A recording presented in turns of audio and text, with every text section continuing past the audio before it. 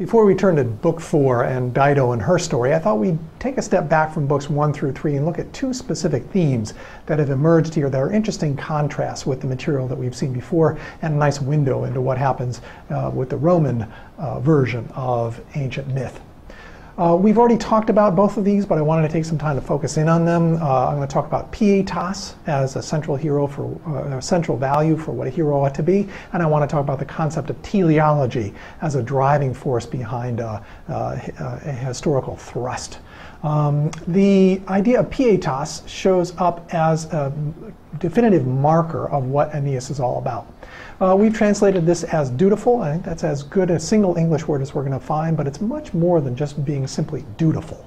Pietas has an etymological linkage with an English word piety, and yes, indeed, it means showing due reverence to the gods. Pietas does, but it means, in addition to this sense of dutifulness and showing piety, it means all the things that a Roman would want to see in a Roman man. It is a sense of follow-through, commitment to getting something done, a sense of appeal to the broader responsibilities of a person who takes on a leadership role, who needs to make sure that everybody is brought along. No one is overlooked. Pietas talks about doing the difficult, correct thing as opposed to the easy, quick out thing. Carrying through with your promises, being honorable. All of these things are built into the idea of pietas. It's impossible to be a great Roman without exhibiting this and aspiring to it. Now, this is a very different central virtue than what we saw with Odysseus. Remember, for him it was polytropos. Odysseus is able to get out of any jam that he finds himself getting into. Through whatever strength, whatever guile he has to use, he'll get himself out of trouble. A Roman might look at that kind of cultural valuation and say, well, what did he do getting into trouble in the first place? He shouldn't have been so swashbuckling and telling lies and been all sneaky like that. The Romans, in fact, don't hold up an idea of being polytropos, any Roman equivalent, as some centerpiece of what they want their hero to be. Instead, the new centerpiece of what a hero is going to be all about is this notion of being dutiful. So Aeneas shows this in his relationship with the divinities. He's got a relationship with his own god, the Penates, that allows him to exhibit his pietas. He shows it in his relationship with his subordinates. He shows duty to them and honor. He's honorable to them. He tries to bring them along. He also shows it when he is constantly subordinating his own individual desires to the larger needs of the society. This is also built into the idea of pietas, which says that your own individual interest is only one small piece of the world, whereas the larger corporate social interest is much more important. The similes of bees and ants, things that we already see in Homeric times, become flavored with a newly admirable quality in Virgil's text. They are markers of this sense of group dynamic and an ability to work together in groups to get great things done. Romans are wonderful at that, and they're rightly proud of their ability to do such things. When Aeneas is engaged in his making of boundaries and building of walls, this is further an act of pietas. It is a dutifulness that he's carrying through, building things out in his marking out of a city by using his plow. He is engaging in this following through of what's expected of him. Now, a contrast with Odysseus could not be greater on this score. If Aeneas is the great maker of boundaries, Odysseus is the great crosser of them. He's constantly trying to find a way to skip over whatever boundary or wall is in his way, whereas Aeneas probably would find such a thing child's play.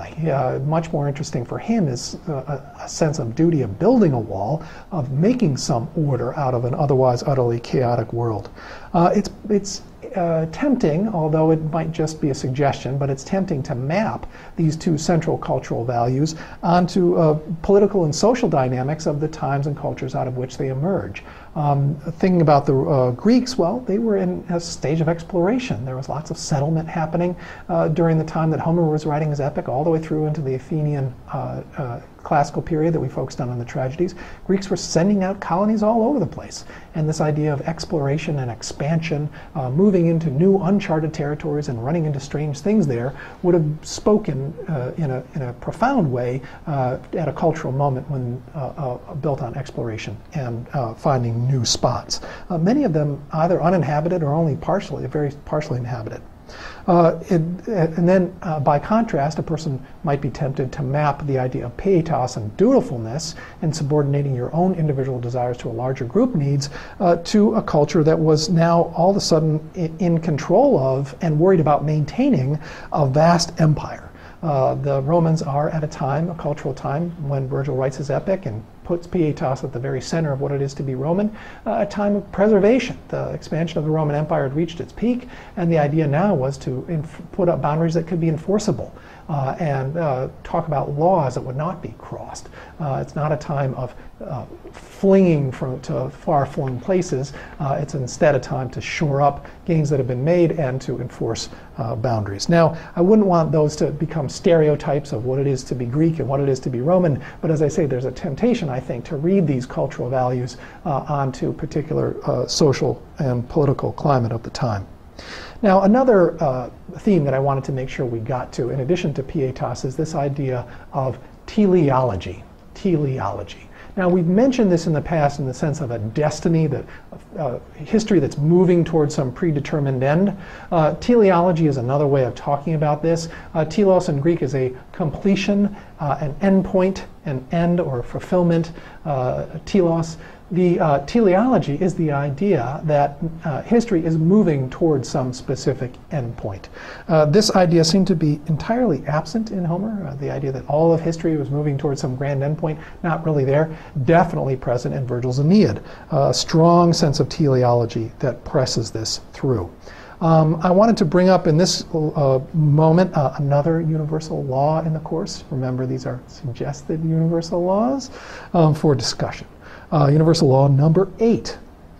People at the top of the power structure and people at the bottom of the power structure tend to embrace the idea that history is moving towards some predetermined end point.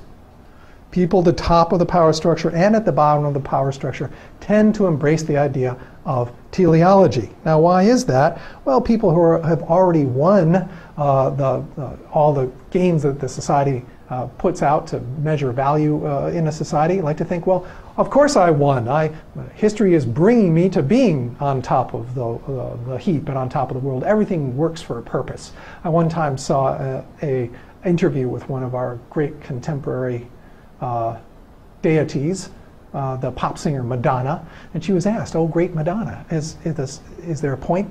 Does everything happen for a purpose, or is everything random?" Well, guess what? Madonna thinks everything happens for a purpose. All of history is made to bring her to the point of grand influence and power and wealth that she has. Those at the top of the power structure like to hear this theme. It endorses their own position in society with giant wheels of machinery of the universal mechanisms that have brought them there. Those at the bottom of the power structure actually embrace this idea, but for quite a different reason. If you are getting ground up by the machineries that seem to be operating around you, you like to think that it wasn't your fault, and that instead there's all these larger purposes that are acting in the historical time, but they just don't happen to include you. So it exonerates you from the sense of having to feel like whatever position you're in is one that you somehow deserve. It gives a larger meaningful structure in the world, and you just happen to be on the outs of it, but it's operating. So the temptation, I think, for folks on both ends of the power structure is there to embrace the idea of teleology. Those in the middle who have aspirational goals of moving up social and cultural ladders don't like this idea that history moves toward a predetermined end. It's more interesting to those at either end of the spectrum of political and social influence and power. Now, whatever the worth of that universal law, let's dig into teleology in Virgil's context a little bit more. Look at all the ways in which destiny pulls Aeneas forward. We've already taken a look when we went over the events in books 2 and 3, especially in 3, at the moments of false starts where Aeneas thinks, okay, here's a place I can build my city. We see that in Thrace, Delos, Crete, the land of Chaonia, Dido's Carthage, in Sicily. All of these places, there's an aspiration, oh good, here, finally we can get started, but no. Driving on, we're pressed on, some divine sign, some message, some prophecy comes along and says, no, it's not here, it's later.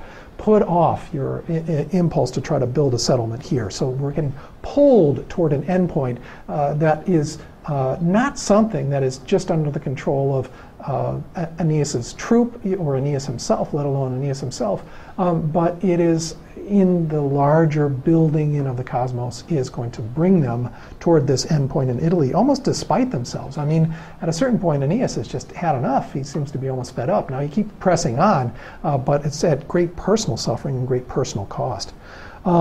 So these tales center on this forward-pulling fate expressed by these oracular pronouncements. Now, we also get fate read out to us. We get a destiny laid out for us at specifically important moments of oracular pronouncement by figures in the epic. Jupiter in Book 1 famously has his speech where he talks about, no, this is what's going to happen. All of these things will unfold for Aeneas that are going to lead to the founding of Rome. Creusa, the ghost of Creusa in Book 2 shows up when she says, Aeneas, you must go ahead and found Rome. Don't worry, I'm dead. Abandon me. And here's what's going to happen. She lays out for Aeneas all the things that he's going to have to do. It's the beginnings of, or a marker of, that this point in history is only a point leading toward others. The teleology here comes through. The Delian Oracle we hear on Delos, Book 3. It's time for you to move forward, and here's the place you're going to go. We hear a little indication of this from the Harpy Kalino. You're going to found your city after you eat your tables. It turns out to be the bread platters in Book 7, which we're not going to read. Then from Helenus, we have more of a marker, a teleological statement coming out in a prophetic way. We're going to see also that each of these currents of fate that's pulling us forward through events pushes through and sometimes runs over people that happen to be in the way. The best example of that is something we're going to turn to next, where we see Dido. Her story is emblematic of a lot of smaller stories we've seen of people who, as the machineries of fate and destiny are pressing themselves forward, are going to get ground up in the gears. If Virgil were writing some simple propagandistic epic where all of Rome was a peachy, happy place to be, he would not have included all of these details that talk about how awful the suffering is of the people that have to sacrifice in order to make Rome actually work, in order to reach this predetermined endpoint. And Dido gives us a really interesting way to focus on what that's going to be.